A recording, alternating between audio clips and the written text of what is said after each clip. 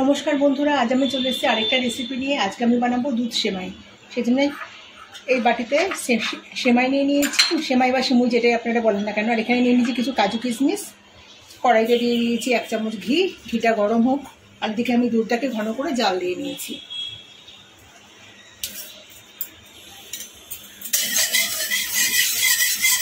দুটো এলাচকে ফাটিয়ে নিয়ে ফোড়নে দিয়ে দিলাম।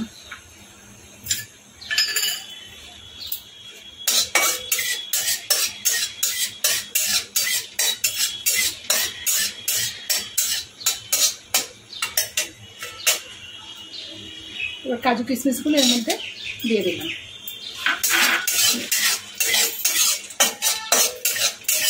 কাজু কিশমিশগুলো একটু ভেজে নেব। কিশমিশগুলো ভেজে নেওয়া হয়ে গেছে, এর মধ্যে আমি দিয়ে দিলাম সেমাইটা। সেমাইটাও একটু হালকা লাল লাল করে ভেজে নেব। সেমাই খুব তাড়াতাড়ি ভাজা হয়ে যায়।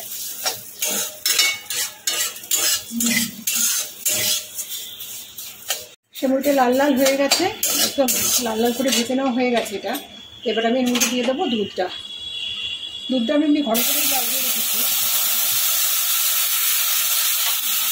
বাকিটাও দেবো, পরে দেবো।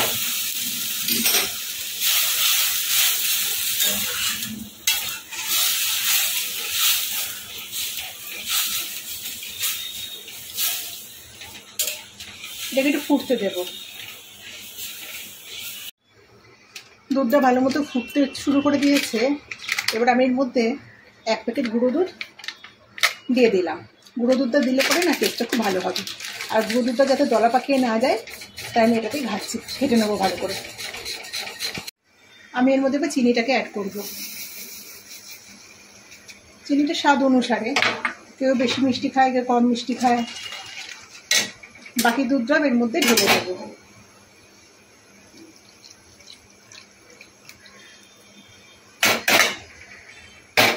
এটা ভালো করে এবার জাল দিতে থাকবে। এখন আমি এটা ভালো করে ফুটে উঠেছে। এবার আমি একটা তেজপাতাকে ভালো করে ধুয়ে 2 টুকরো করে ছিঁড়ে দিয়ে দিচ্ছি। তেজপাতাটা আমি প্রথমে দিইনি, ইচ্ছে করেই দিইনি। এ কারণে দিইনি, তেজপাতার বেশি গন্ধ কিন্তু ভালো লাগে না, হালকা একটা গন্ধ ভালো লাগে। আর একটু এটাকে আমি ঘন করবো। হয়ে গেছে, আমি একটু পাতলায় রাখছি। এটা কিন্তু ঠান্ডা হলে পরে পুরো টেনে নেবে দুধটাকে, একদম ভারী হয়ে যাবে, চটচটির মতো হয়ে যাবে। তাই এখন একটু আমি পাতলা রাখছি। সেমাই পুরোপুরি রেডি আমার। রেসিপিটা কেমন লাগলো অবশ্যই কমেন্টে জানাবেন। আর রেসিপিটা ভালো লেগে থাকলে একটা লাইক দেবেন। আর যে সমস্ত বন্ধুরা, নতুন বন্ধুরা এখনও চ্যানেলটাকে সাবস্ক্রাইব করেননি, তারা কিন্তু অবশ্যই চ্যানেলটাকে সাবস্ক্রাইব করবেন।